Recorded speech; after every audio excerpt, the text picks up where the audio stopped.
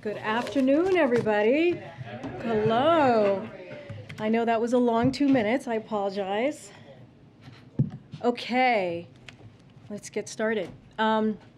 So before we start the briefing, I want to take a moment to recognize the lives lost and forever changed in Buffalo.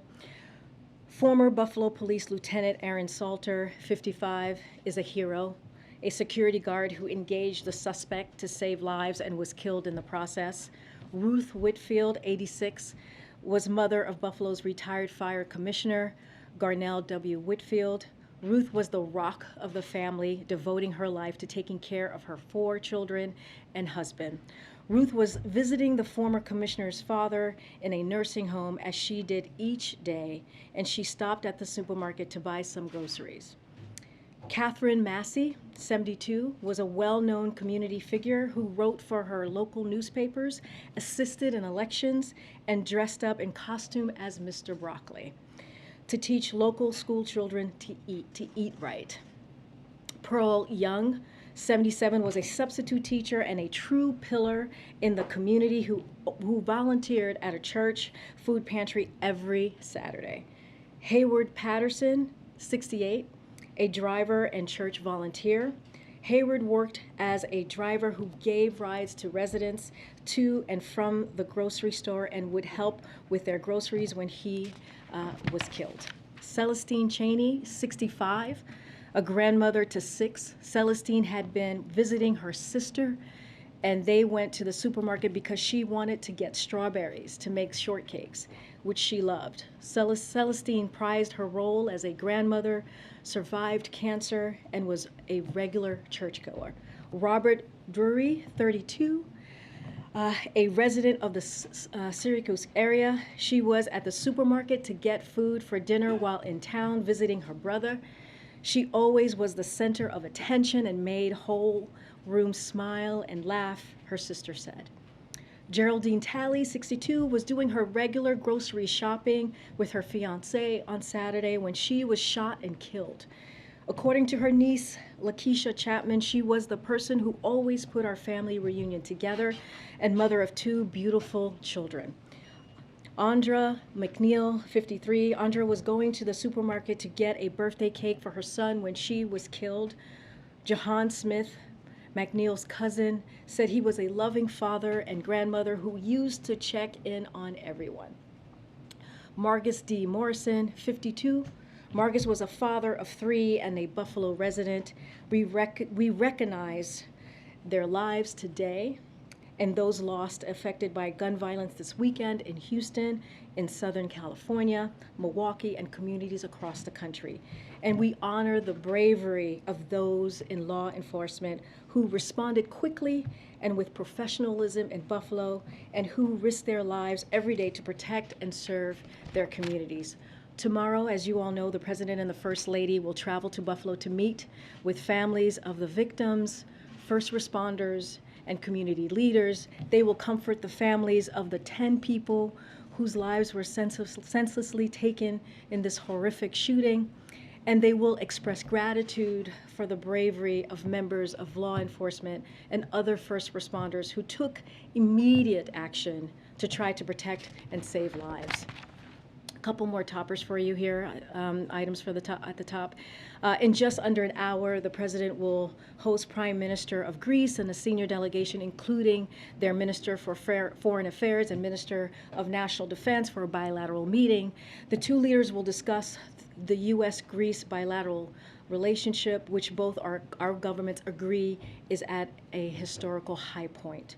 The President and the Prime Minister will discuss our defense partnership efforts to bolster energy security while also combating climate change, our shared commitment to democratic values, and efforts to provide Ukraine with the support it needs to defend itself. The 2 leaders will also discuss ways to further expand the bilateral trade relationship and U.S. investment in Greece, where several U.S. tech and renewable energy companies have made significant investments. The President and the First Lady, Jill Biden, will then host the Prime Minister and his wife for a reception honoring the conclusion of the Greece's bicentennial year of March 25th.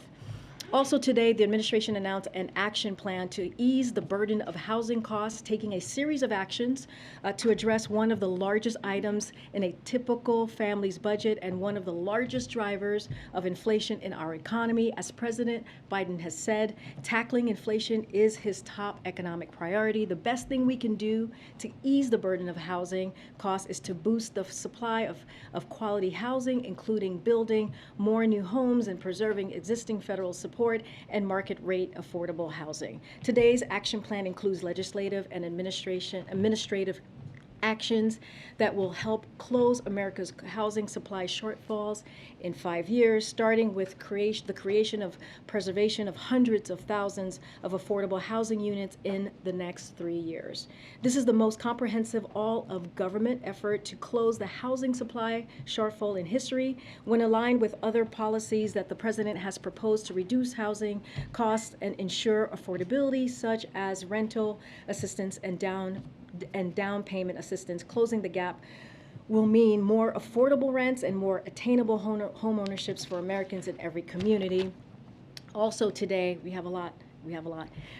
Today marks 6 months since President Biden signed the bipartisan infrastructure law. Since then, the team has hit the ground running to deliver results for communities across the country in 6 months. The bipartisan infrastructure law has already begun helping fight climate change, advancing environmental justice, boosting domestic manufacturing, strengthening critical links in our supply chain, and lowering costs for working families. To date, the Biden-Harris administration has announced over $110 billion to rebuild roads and bridges, modernize ports and airports, replace lead pipes to deliver clean water, and expand high-speed internet. This includes funding for over 4,300 specific projects touching over 3,200 communities across all 50 states, D.C. and Puerto Rico as well. 53 states and territories have appointed state infrastructure coordinators, responding to the call from Infrastructure Coordinator Landrieu to appoint an individual to coordinate efforts in a state along with serving as a single point of contact for the White House infrastructure implementation team. The President, Vice President, and Cabinet have traveled on more than 125 trips to over 40 states, as well as D.C. and Puerto Rico, to demonstrate how the President is delivering on this once-in-a-generation opportunity. The last thing I promise, and then we'll go to your questions, but before I do that, I just want to say a few words about how honored I am to be here with all of you today in this role, in this room, standing behind this podium. I am obviously acutely aware that my presence at this podium represents a few firsts. I am a Black, gay, immigrant woman, the first of all three of those to hold this position. I would not be here today if it were not for generations of barrier-breaking people before me. I stand on their shoulders. If it were not for generations of barrier-breaking people before me, I would not be here. But I benefit from their sacrifices. I have learned from their excellence, and I am forever grateful to them. Representation does matter. You hear us say this often in this administration, and no one understands this better than President Biden, which is why his administration is not only the most diverse in history, it is filled with barrier-breaking women and men, from the vice president to the cabinet secretaries, to his Supreme Court nominee, to senior staff throughout this administration. When I did my first briefing as principal deputy press secretary last year, almost a year ago, I said at this podium that this podium, this room, this building belong to the American people. We work for them. It's not about me. It's about them. It was true then, and it is very true indeed today. On Jen's first briefing, she made clear that the president's and her priority was to bring truth and transparency back to this briefing room. Jen did a great job at that, and I will work every day to continue to ensure we are meeting the president's high expectation of truth, honesty, and transparency. I also have tremendous respect for the work that you all do, which I know it's not easy. The press plays a vital role in our democracy, and we need a strong and independent press now more than ever. We might not see eye to eye here in this room all the time, which is okay. That give and take is so incredibly healthy, and it's a part of our democracy. And I look forward to engaging with all of you on that. With that, please kick us off. Thanks, Karine, and congratulations. While you've been here before, it's your first as press secretary, so in that vein, I just want to ask you, do you view your primary role here as speaking for the president and promoting his interests, or are you commit to providing the unvarnished truth to the American people so that they know what their government is doing on their behalf? I actually think that's hand in hand. I don't think there is any separation to that. As I said at the end of my opening here, the president believes in truth and transparency. That's what he expects from us. Clearly, we are here to talk about his platform and what he is doing to deliver for the American people. But he wants to make sure we're doing this in a transparent way, in a truthful way, in an honest way. I know the pool has to gather at 3:30 for the event. I'm hoping you might be able to stay here and take questions for us. Absolutely. And then on a substantive note, this weekend's attack in Buffalo, the shooter's professed ideology echoed in some ways the hateful rhetoric espoused by the Charlottesville white supremacist protesters almost 5 years ago that motivated the president to run for this office back then, as he's often talked about. What more does the president believe he has to do and the country has to do to combat that sort of hatred? So let me just say, we still need to learn more about the motivation for the shooting as law enforcement does their work. But we don't need anything else to state a clear moral truth, right? Which is a racially motivated hate crime is abhorrent to the very fabric of this nation. Hate must not have a safe harbor. This is something that the president says very often, especially in these horrific incidents that we have seen time and time again. We must do everything in our power to end hate-fueled domestic terrorism, and we must reject hatred and extremism ideologies that seek to divide Americans whenever we find it in our society. It is antithetical to who we are as a country, and it fuels violence as well. Thanks, Karine. Congratulations also. In that vein, there's polling that shows 1 in 3 Americans believe in some element of replacement theory. You just spoke in very broad brushstrokes there. Are there specifics that this White House is willing to do, willing to take in order to stop this form of thinking from further seeping out of the fringe and into the mainstream? So, we're going to continue to call this out. As we have talked about many times, the president at every chance he's had when we've seen a violent attack like this that is, as we say, with hatred and racially motivated, he calls it out and calls it what it is. So one thing I do want to touch on is like domestic terrorism a little bit, which kind of hopefully touches on your question. We have been working to implement the government-wide national strategy to counter domestic terrorism, which President Biden directed his national security team to develop on his first full day in office, recognizing that that has evolved into the most urgent terrorism threat the United States faces today.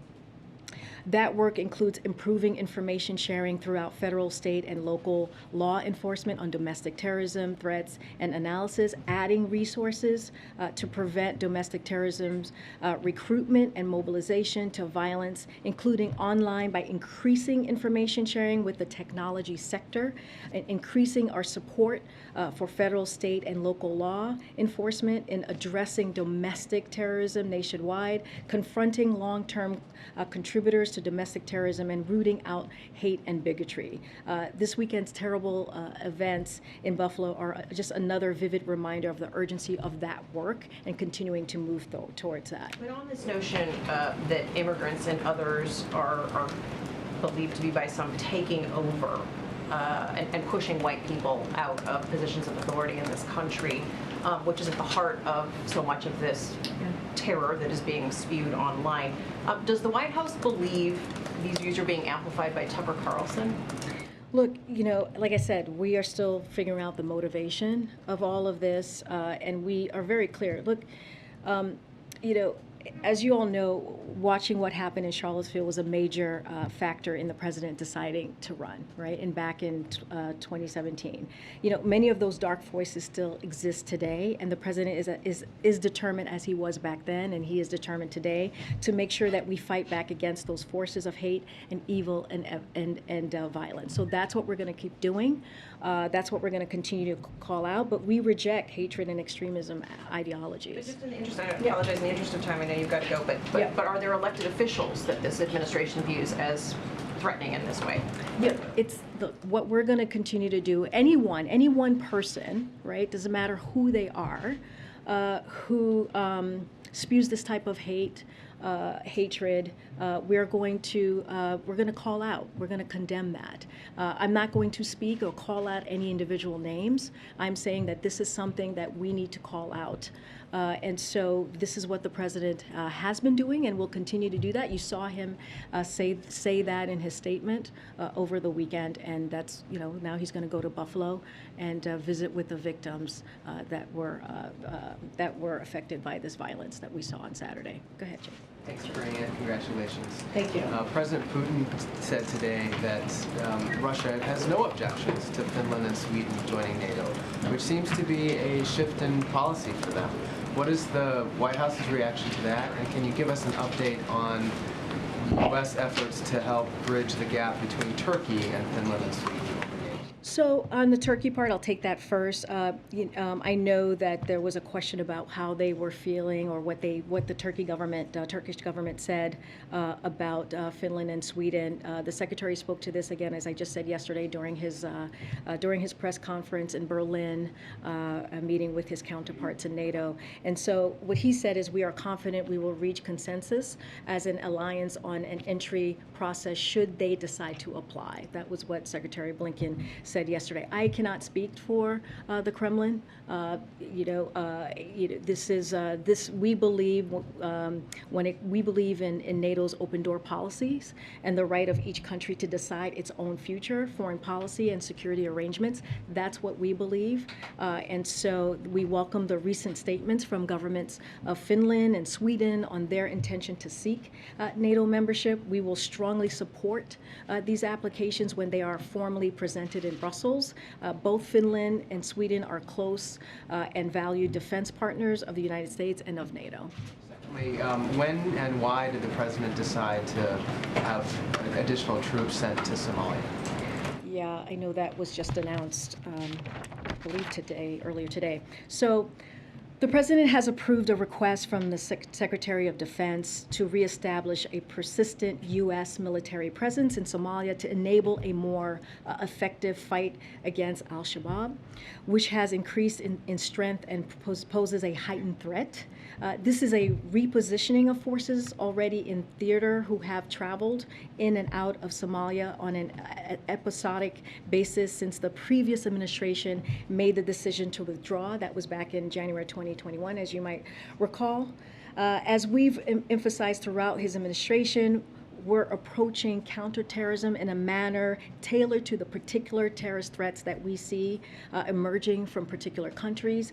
Today in Somalia, we face Al-Qaeda's largest and wealthiest global affiliate, and one that holds substantial territorial safe haven. The decision to reintroduce a small but persistent presence was made first and foremost to maximize the safety and effectiveness of our force and enable them to provide better support of our partners. Additionally, our partners can benefit from our more consistent support and engagement in addressing the threat posed by al-Shabaab by having a small but persistent U.S. military presence. And while there is risk, it is manageable. That's the way that we are seeing this approach. DoD is working to elevate local conditions, including those following the Somalia presidential election yesterday, and is engaging partners in the region, including the Somali government, to determine the best way forward. Thanks, Karine. Two questions for you. Sure. One, There are some elected officials and media figures who are publicly espousing xenophobic, racist, and extremist views that may be helping to spread white nationalism. You just told my colleague here that you don't want to call out any names. Why don't you want to do that? Does that come from the president himself? No, I think because it doesn't matter who it is. If a person espouses hatred, we need to call that out. I'm not going to get into a back and forth on names and who said what. We're just saying if someone does that, if there's an individual that is espousing hate, xenophobia, has just white supremacy type of extremism, we need to call that out. And this president has done that. He's done that at every unfortunate violent event that we have seen. As we know, Charlottesville, as I just mentioned, was the reason that he decided to jump into this election back in 2019. Can we just explain for people who are watching? Yep. For folks who are watching, Poole is departing. The president is getting ready to have his event. No, it's okay. I mean, that would be a great first day. One for the books. The press gets up and walks away. But they did. The president is much more important than I am, for sure. Those of us who stayed will be rewarded, correct? I mean, I will. You guys all deserve rewards. How about that? Go ahead, Nancy. I'm so sorry. I'm sorry, MJ. I'm so sorry. Go ahead. On a separate topic, the president told my colleague Jeremy Diamond on Friday when he asked if the administration should have acted sooner on baby formula shortage, if we'd been better mind readers, I guess we could have. This doesn't seem like a situation that would have required mind reading. As you know, the recalls date back to February. I believe Politico reported months ago that the FDA was first warned about the suspected bacteria issue as early as September. Are there any specific actions that this administration took, meetings, phone calls, briefings in February or any earlier to begin addressing this potential shortage? I mean, you've heard us talk about this. You've seen my colleagues on your networks talking about what we have done since February. We've been working on this 24/7. But I do want to give you a little bit of an update of where we are. So getting more safe and fit formula onto shelves across the country is one of the president's top priorities, right? This is something that he is focusing on very acutely. And again, I said 24/7, we have been working on this since we learned about this back in February. It's important to remember this shortage exists because Abbott closed a facility because of safety concerns from the FDA. The FDA is working closely with Abbott to bring the facility back online safely. That's the key here, safely. We want to make sure that this is done in a safe way. We are very close to having a path forward to safely reopening the facility. You can expect an announcement from FDA later today on that. That will go into more details. We're also moving as quickly as possible to safely bring in additional product from other countries as soon as today as well. We will be able to make an announcement on the expedited process to bring additional safe conduct product to the American store shelves. And throughout the weekend, we've been working closely with manufacturers and retailers to identify transportation and logistical needs to increase the amount and spread of FDA-approved formula being shipped into the country and ensure that formula is quickly moving from factories to retailers. The president understands, he gets this. He gets how stressful it is for parents trying to feed their children, which is why we're leaving no stone unturned to make more safe formula available. If parents need help finding formula, I encourage them to consult their pediatrician or visit hhs.gov/formula. But we have been working on this from February. our administration has And been. we were just curious whether there are specific meetings, briefings, phone calls that you could point us to. I don't have anything specific for you to point to. I'm happy to go back and get that, make sure that we are fully transparent on what we've been doing. But this has been this is an important priority, a top priority for the president.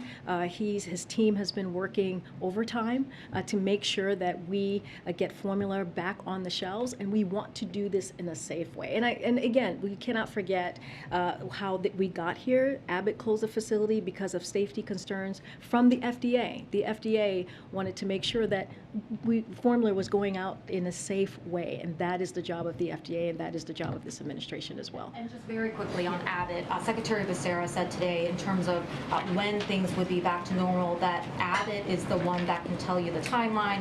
We don't run their plants.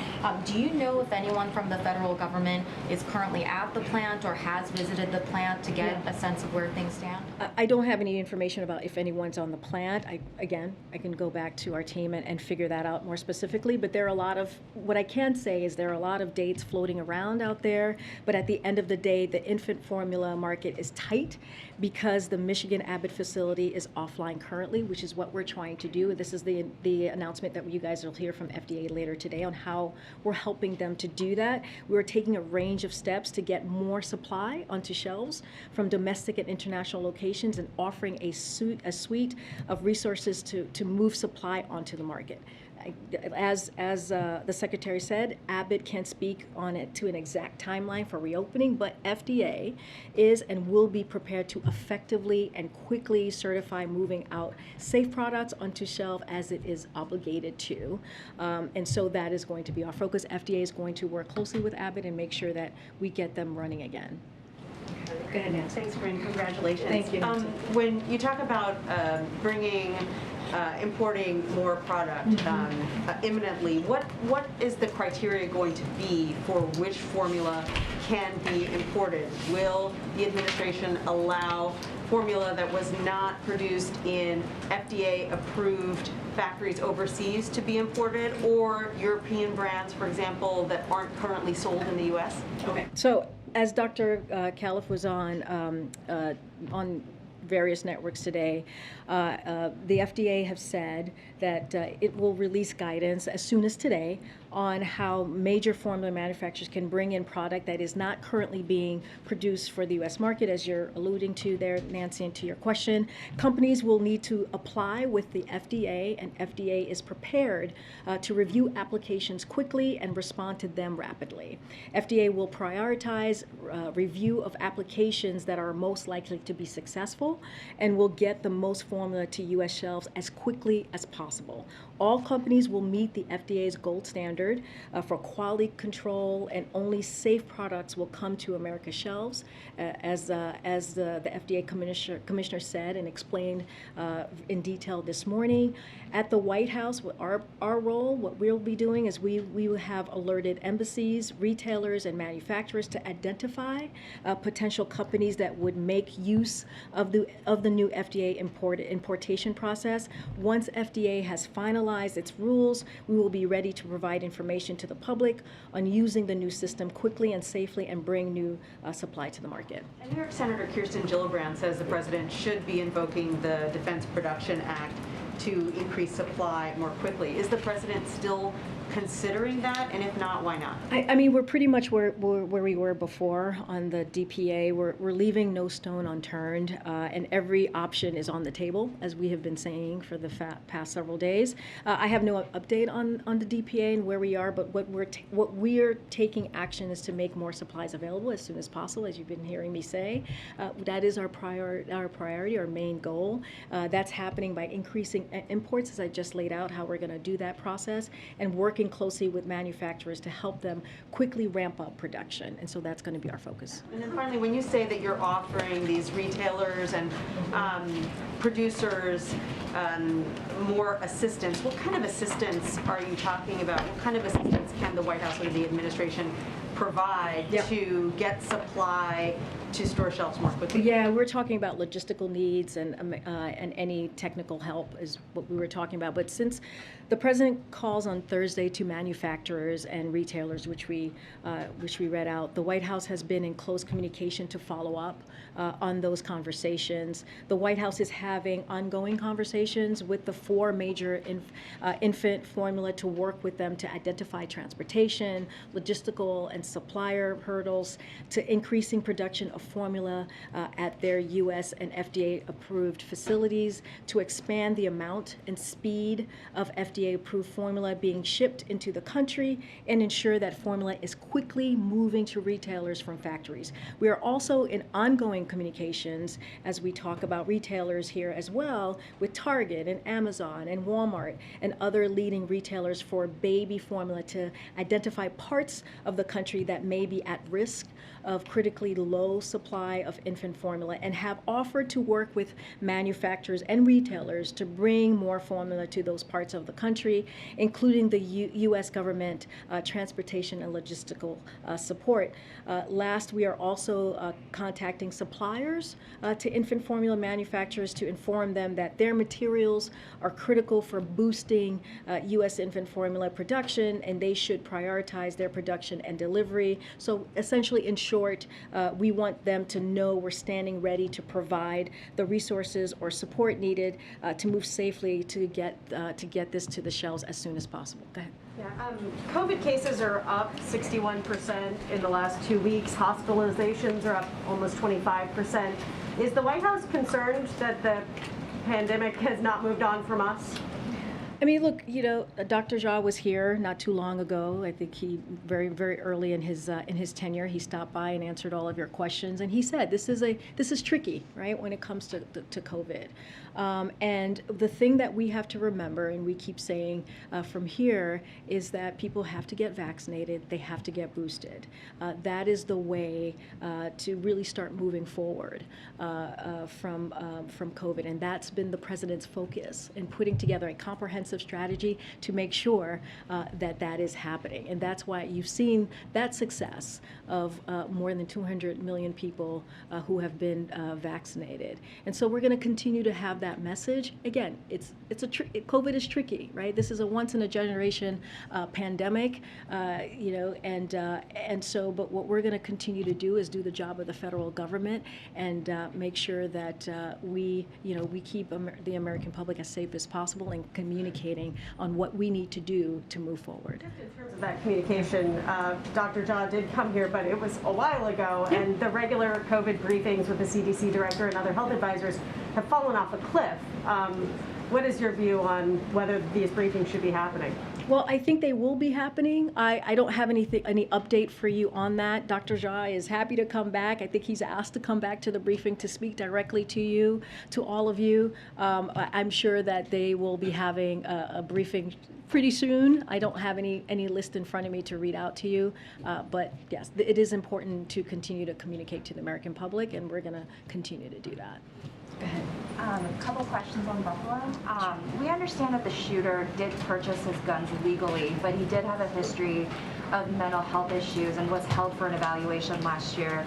So does the White House believe he should have been prevented from owning a gun because of that history, and how does the administration propose doing so in the future? So just give me a second, because I really want to touch on this. It's really important. Our nation is facing a mental health crisis, so it's important to call that. One that is worsened by acts of violence like the one we saw in Buffalo, that can traumatize communities, especially communities of color. And anyone seeking support in the wake of shootings like this should contact Disaster Distress Helpline at 1-800-985-5990. Help is available at 24/7, 365 days a week, day of a year, I should say. For people who are experiencing emotional distress related to any natural or human-caused disaster. We are committed to expanding access to mental health for all Americans. The American Rescue Plan made historic investment in mental health and substance use substance use care, and in his first State of the Union, the president unveiled his vision for transforming mental health in the United States. His comprehensive strategy focuses on building a system that works for everyone by increasing the supply and diversity of the mental health workforce, connecting more people to care by lowering cost and other barriers, and creating environments that help prevent mental health problems and support recovery. While we are committed to this work, I want to also underscore that the overwhelming majority of individuals with mental health problems do not commit acts of violence. And so comments that make this about mental health only further stigmatizing mental health issues and detract from the other issues like gun violence that must be confronted in our society. So just want to make that clear that we are not stigmatizing. From owning a gun.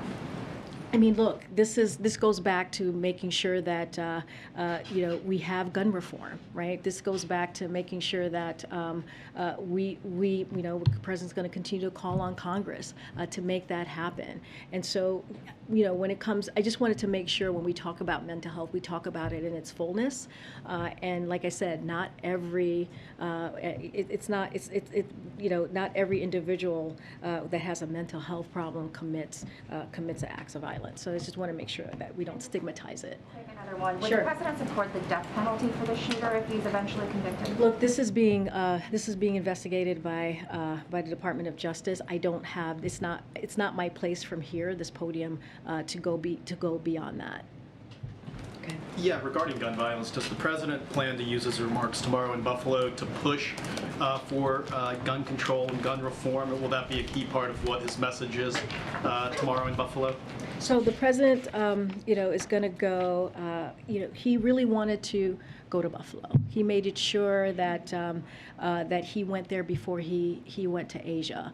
He wants to go there and comfort the people who went through this violence on Saturday, and wanted to offer some comfort and listen to them, talk to them, see how they're doing. And so that is going to be his priority with the First Lady. I don't want to get ahead of what he's going to say. I will let the president speak for himself when we get there To tomorrow. use this moment, though, to call on Congress to pass gun reform measures, or is there recognition that that's just not something that's possible right now in Congress? He's obviously pushed for these things here in the past during his first term in office. No, I think the president, as he's done for this past year, is going to continue to call for gun reform. That is not going to, that's not going to change. That is something that he has done this past year. Every time we have heard of this gun violence, our country is facing an epidemic on gun violence that is costing lives every day.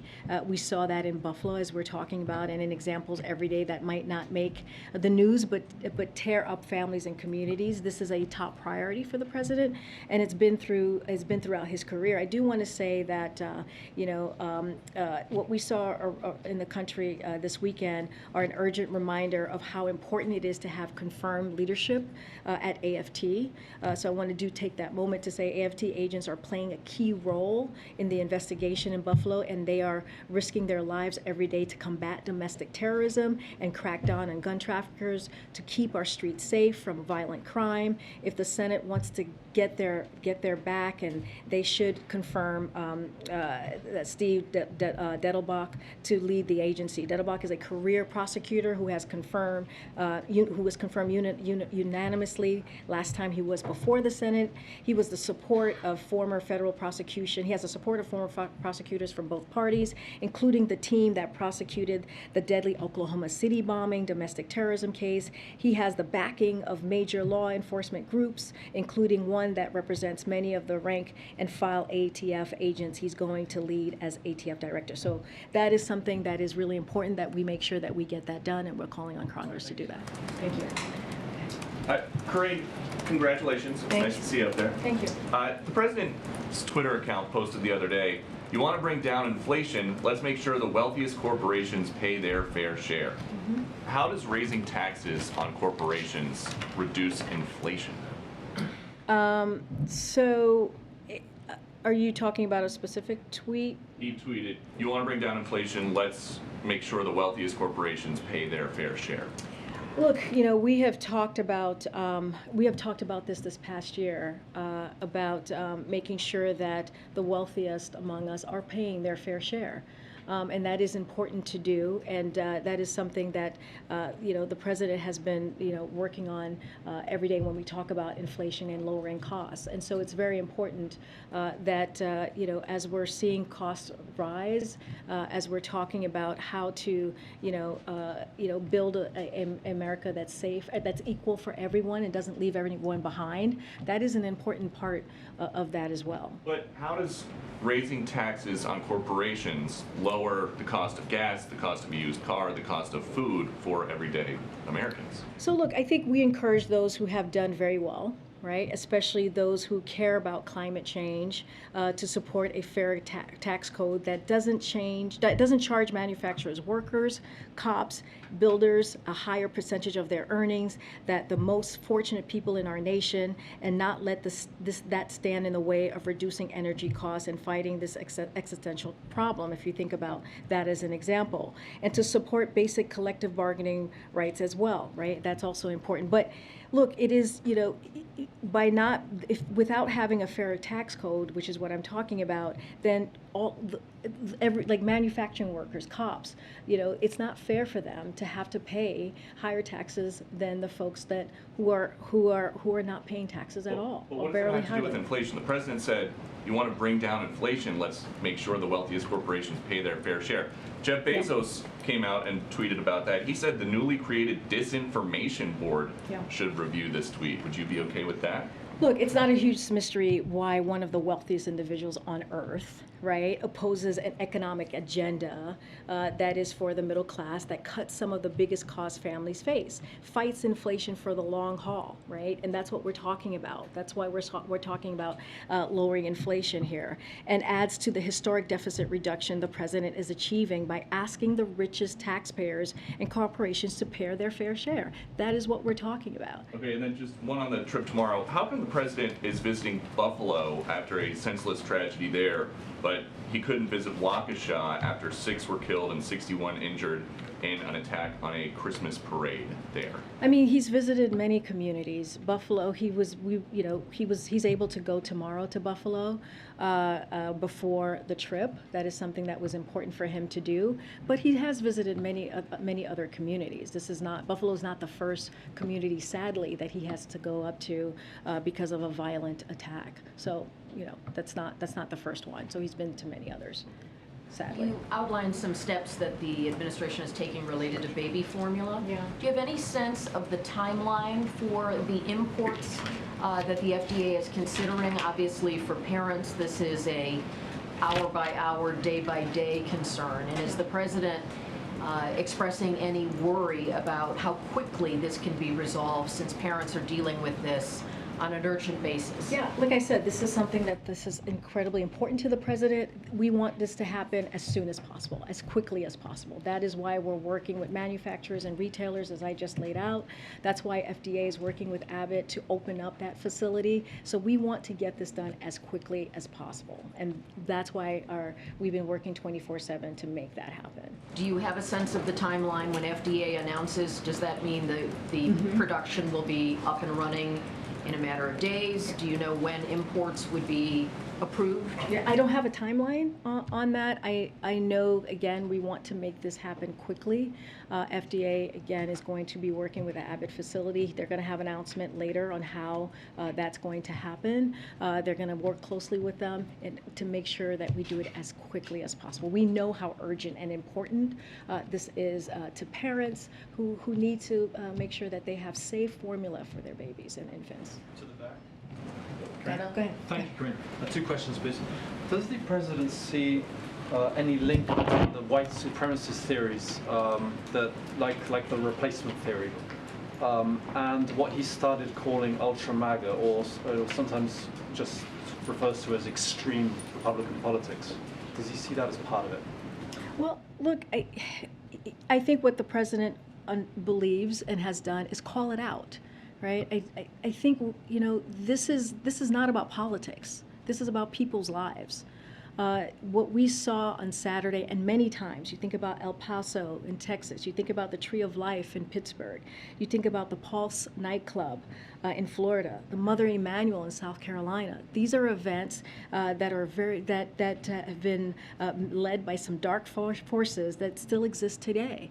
And so it is important to call that out. We understand that there is still a lot of work to do, and so that is, when you talk about people's lives in this way, it's not about politics. It's about making sure that we're doing everything that we can, to uproot this evil that we're seeing, this hatred that we're seeing. And so that's what the president's going to continue to do, to make sure that we're working towards that. But when he talks about ultra-MAGA, as he started to a lot, would he include that in the bundle of what he considers ultra-MAGA?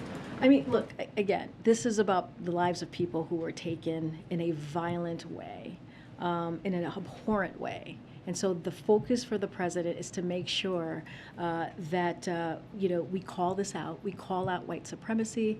We call out hatred. As I've said before, this is still being investigated. This is still being looked at. But the moralness, right, the moral center of this should be called out, and that's going to be the focus. That's what you're going to see the president do tomorrow. He's going to meet with the victims. He's going to have conversations. He's going to offer them comfort. He's going to listen to them and hear what is it that they want to share with him. And he's going to continue to work with Congress and call on Congress to call folks to work on gun reform, which is really important here as well. I have a second question, very Sure. quick one, I promise. Is there any updates on whether Cuba, Nicaragua, Venezuela will be invited to the Americas Summit? And generally, when are you going to be announcing invitations? So I don't have any update for you on that, on invitations or when we're going to announce invitations or who's been invited. As soon as we have that, we'll promise to share. Okay, go ahead. Hey, congratulations. Thank you. Two questions on internal policy review, or internal government reviews that have actually fallen out of the headlines. The first is on the investigation of Border Patrol agents that in the, I guess, September of last year, who were there for the Del Rio arrival of thousands of Haitian migrants. It's been 8 months at this point, and we don't have a conclusion of that review. The president had wanted accountability. He demanded it at the time.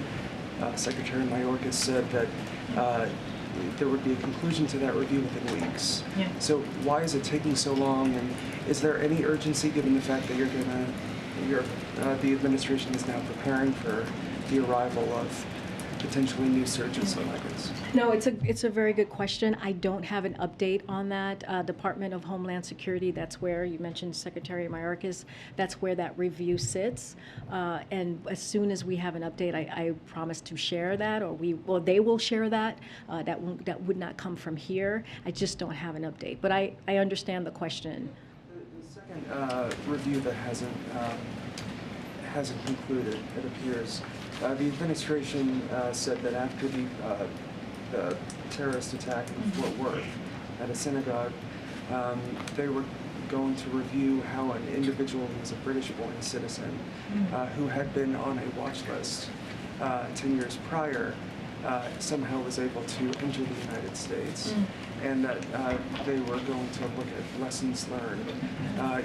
You mentioned how there are increased threats of foreign-born terrorism as well as domestic foreign terrorism. Where is that review? What lessons have been learned, and is that a priority for you? So I don't have an update on that. I will have to check in with our team to see if we have something to share on that particular review, and so I'll do that. I'll check in with the team, and you should reach out to us afterwards and see what we can do.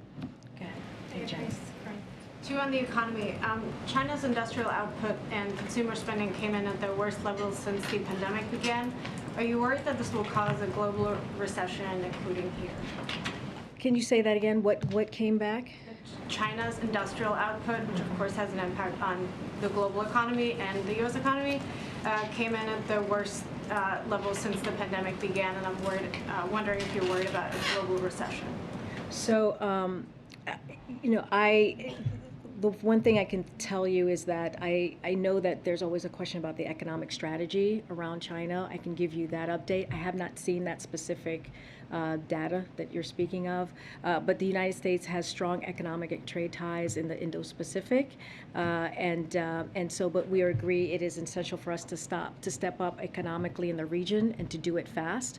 We need a new model of economic engagement and trade. As we're talking about that region specifically, the past couple of years have highlighted real gaps in global economy, like vulnerable supply chains and corruption and tax havens and lack of innovation and creativity holding us back. The old models did nothing to address these issues that underpin our growth, and we will define the coming decades and our ability to deliver for our people. That's why we're working intensely on developing an Indo-Pacific economic framework. We've gotten a lot of interest from countries in the region. We've also spent months engaging Congress and labor. So as it relates to our economic framework, it's going to focus on building agreements with Indo-Pacific partners and one developing a modern digital economy, including opening the door for small and medium businesses, reducing supply chain vulnerabilities and diversifying our supply chains to drive investment that will create good jobs for people at home and in Indo-Pacific. 3, treating climate change like the economy issue it is by investing together in the green economy, and also building a fairer economy with tax and anti-corruption practices that level in the playing field, not just for workers, but also for businesses too. And that's kind of our economic strategy in the region. That particular data I have not seen yet, so I would need to check in with our team. And then one more overall on the economy. The dollar is very strong right now, and all indications are that it's damaging the domestic and global economy. And I'm wondering if you share that view and if it's time for the Biden administration to address this. Again, that I would just going to have to check with our team. I've not seen that report, but I'll check in with our team on that. Quickly, the follow-up on the economic strategy in the Indo-Pacific.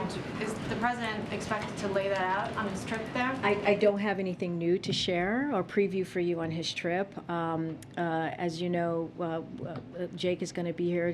Jake Sullivan, National Security Advisor, the President's National Security Advisor, is going to be here on Wednesday, and he'll talk more and give a little bit more depth on what's happening, what we're going to be doing, the messaging and the goals in Asia. We'll also have calls. As you know, we tend to do these background calls leading up to the trip, and those background calls will give you a little bit more information on Indo-Pacific, what the goals and what we're delivering. I don't have anything specific on that. Go ahead, Stephen. Probably a good question for Jake, but I'll ask you because it's timely. Does the White House have a response to the India move over the weekend to block wheat exports? I don't have an update. I don't have anything for you on that. Yeah.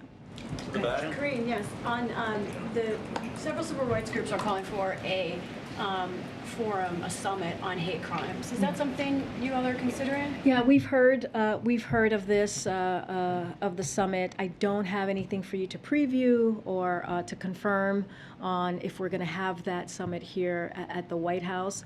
Clearly, we're constantly talking to organizations and leaders in the communities and having constant dialogue, but I just don't have anything new on that.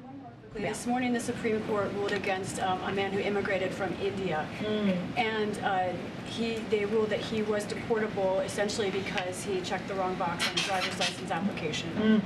Is that a case that the Biden administration might try and intervene on, or what do you think of that decision? My guess is it's going to go to, that would be a Department of Justice to decide, not for us to decide on, and so I would refer you to DOJ. Go ahead. Thank you, and congratulations. Thanks. I was hoping you could offer a little more of an explanation about something you said earlier, where you said that though you did not want to call out by name individuals who have been espousing racist theories that could be fueling violence. I guess my question is, why not? Particularly if they're individuals who have very large platforms and theoretically carry a lot of influence. This would be people accused of doing so include the #3 Republican in the House and the host of the #1 cable news show on television. Why not call them out by name? I mean, look, what we saw on Saturday was devastating and horrific. It is what we want to do is making sure that we send a very clear message that hate must have no safe harbor. And we must do everything in our power to end hate-fueled domestic terrorism. And we must reject hatred and extreme ideologies that seek to divide Americans wherever we find it in society. It is antithetical to who we are as a country, and that is what we want to make sure that we're doing. It doesn't matter who it is. This is something like morally, the moral truth of this is that, you know, it is a racial motivated hate crime, and it's abhorrent. And so that's what we need to call out. It doesn't matter who that is, and that's what we're trying to make clear here. We're not going to get into politics here about this. We want to make sure that we're calling out what we're seeing. These are people's lives. At the top of this of the briefing, I talked about 10 people. 10 people who are doing what many of us might be doing on a Saturday, is going shopping. You know I go to the supermarket with my 7-year-old very often. If it's not on a Saturday, it's on a Sunday before the week starts to get what we need for the week. I mean, this is what happened to everyday people from 20 years old to 86 years old. That's what we saw on Saturday. And so we need to call that out and do everything that we can to really deal with this issue. And we know we have a lot of work to do. But you know, it matters to some, right? It does matter to some people who it is that's calling it out. And when you don't call out the individual, they feel as if you're backing away from the issue. No, but we're not. That's to the point. No, we're not backing. How are we backing away from the issue? Because you won't name Wait, who it is. But here's the thing, we're calling out what is happening. We're going to the heart of the issue, the hatred of the issue. But I guess my point is, you know, this is a president, right, who decided to run because of what he saw in Charlottesville, right? And he talked about the soul of the nation. And it was something that propelled him to jump into the 2020 primary because of what this showed, because it was, again, against who we are as a country, as he believed it to be. And so, you know, it is something that is important to remember, and this is a president that calls it out every time we see this horrific violence. And it's not about, once you get into calling out people's names, then you move away from that issue, right? You move away from that issue. So that's why I'm not going to do that from here. I'm going to focus on, as I did when I started, the 10 lives that were murdered, everyday people doing everyday things, and that is why the president's going to Buffalo tomorrow. Go ahead, April. Karine, first of all, congratulations. Two polar opposite questions. One, I know. Oh boy. One on the issue Saturday, but I'm going to take it in another vein that you just mentioned. Yeah. The president ran on the issue of the soul of this nation. Yeah. Charlottesville. He speaks now of equity and inclusion. He's strengthened civil rights in DOJ. He's strengthened civil rights in other departments in this White House. Yeah. But where are the teeth when it comes to changing this hate that has been plaguing this nation since the inception of this nation? Where's the teeth that the president, people are expecting when it comes to these issues? And on the summit issue, is the White House looking at what Bill Clinton did? The precedent of having the race initiative. We brought people from all walks of life together to discuss issues of race, the browning of America. Is the president looking at that as well? And then I have another question. Oh, okay. Okay, stop there. Okay. You know, this is a president that has been very clear about race in this country, right? When he walked in, he talked about the multiple crises that were facing us as a country. He talked about COVID, the economy, climate, and where we are with race. And he's called it a crisis. And he made it a point in his administration, what he can do on the federal level to really deal with that in a way that we've not seen before. One of the first things that he signed when he walked into this presidency is an executive order to make sure that there's fairness, equality, and representation in the federal government, in federal agencies. And that is something that Susan Rice and her team, the Domestic Policy Council, has taken on. And they've made that a priority. Look, I know, April, and we all know, there's still so much work to be done. This president is committed to that work, and he has not shied away from it. He has called out the hatred that we have seen, the violence that we have seen when it comes to racially motivated attacks. He's been very, very clear on that. Is there more work to be done? Absolutely. Is the team here looking to see what else we can do? Absolutely. And so we're just going to continue to do that work. But I do want to say, tomorrow, the president wants to go to a community. He wants to grieve with them. And he wants to send a message to the entire country that we stand behind them and with them. And that is so important as well as a president. He will try to bring some comfort to the community, particularly to those who lost loved ones. And, we hear him discuss some of things he said Saturday about the hate must have no safe harbor. You heard me say that. It's probably the third time I've said this in this briefing. And it really does. It doesn't in this country. And so any racially motivated hate crime is abhorrent to the very fabric of this nation. And so that's what you're going to see him do. And that is going to be the focus tomorrow. And the second other opposite question, you're making history. No.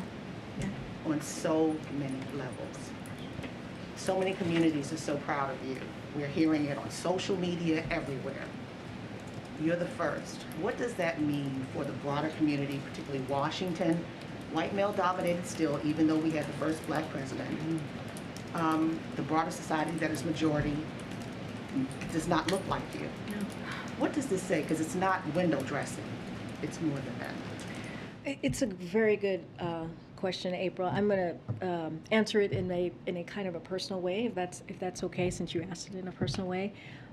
So I have not read a lot of the things that have been written about me because I wanted to focus on the work at hand, and I do believe it's not about me. It's about this place. It's about what the work that I have to do every day, that we all have to do as a team to make sure that we communicate with you and communicate with the broader public. But there was something that moved me, and I think this speaks to what you're asking, which is there was a story about my elementary school.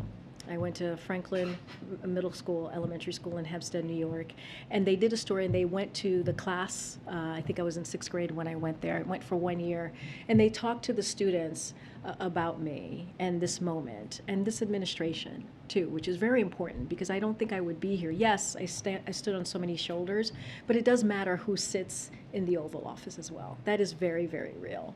And these kids wrote me a letter, and in the letter, they talked about how they can dream bigger because of me standing behind this podium. And that matters.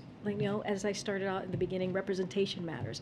And not just for girls, but also for boys. And so what I hope is that young people get to dream big and dream bigger than they have before by seeing me stand here and answer all of your questions. And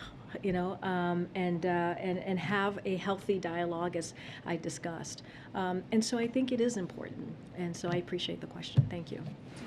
I have to follow that, unfortunately, with some questions about Somalia and Ukraine. Okay. But first, happy first day. Let me just ask you. And now? Yeah, now going on. Okay. Somalia. All right. It's a bit of a hard left. Sorry. No, it's okay. So, that's what this is all about. It's okay. It's okay. Has President Biden spoken to Somalia's new leader? Did he or does he plan to congratulate him? And has there been any leader-to-leader discussion about the new troop deployment? Okay, so I'll say this, and I think I said earlier that having making sure that we're engaging with partners in the region, including the Somali government. So I did say that about the announcement about what you're asking me here. But on the election, I want to get back to that. We congratulate the Somali people and their new president, who was sworn in last evening. As you know, Somalia now has an opportunity to focus on the political, economic, and security reforms necessary to advance the interests of the people of Somalia. We encourage their new president and all the Somalia's leaders to prioritize strengthening democratic governance and institutions, developing security forces to defeat terrorism, enacting economic reforms, and facilitating the delivery of humanitarian aid to the millions of Somalis suffering from devastating drought. We look forward to the timely formation of a new government and to partnering with Somalia's leaders to achieve our shared goal to a peaceful, democratic, and prosperous Somalia. Move on to Ukraine. So have the two presidents spoken yet? I don't have a conversation or a call to preview for you. The president has said he wants to go to Ukraine for a visit. Any movement on that issue? I know that, to your point, he wants to visit Ukraine clearly in the future, but there's no plans to go at this time, I should say.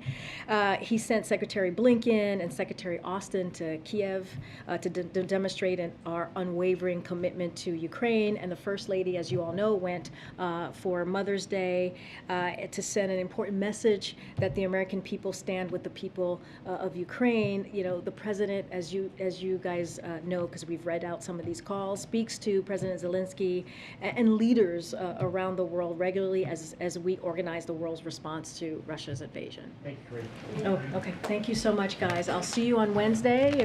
Hopefully I'll see some folks in Buffalo, and we'll do this again. Thank you all. Thank you. Thank you, everybody. All right.